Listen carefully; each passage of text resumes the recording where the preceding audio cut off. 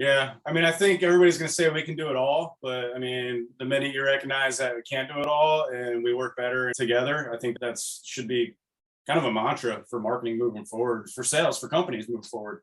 I mean, if you think about Salesforce and HubSpot, you got a sales team in Salesforce, a marketing team and HubSpot. There goes that SLA. And back in the day, HubSpot used to make you sign an SLA between your sales team and your marketing team. That was part of their process. I think that they kind of let that part of it go, but there was an alignment going between the team's expectation. Like the salespeople knew that the lead coming in, the MQL or the SQL, whenever they had that push over, they were secure knowing that this is the information that we need. This is an accurate lead. This is a hot lead. This isn't just some, tire kicker kind of thing.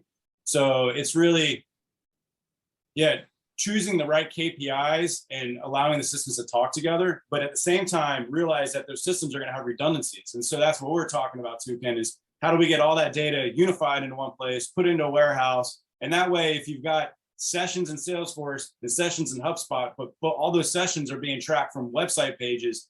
And then you got website page views, like, okay, all right, so take the time to put the nomenclature in place, label them, and then put them into a warehouse. And that way everything's going downstream into a big old pool that we can go in and swim in at any time we want to.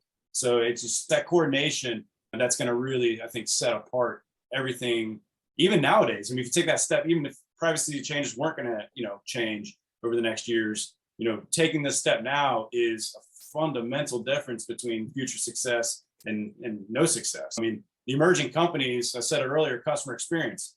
That's the difference between a huge company that you love and their competitors that you don't love. I mean, let's go back to Facebook versus MySpace back in the day. It's like, sorry, Tom, but people got onto Facebook because Facebook, they kind of got that social monetization. They made you get invited by a friend. You know what I mean? You couldn't just go create your account. So there was this experience that they created that made you want it. And that's the stuff that we're going to be able to do with data nowadays. Because it's not that data is going to be blocked.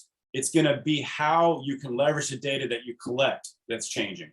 So, we can't just go out and say, okay, let me get a big old list of third-party pixel-based IPs and cookies. No, that stuff's going to go away. We can collect all that and then push that to a system so we can still do our remarketing in LinkedIn or Google or in a programmatic effect, so all that's there.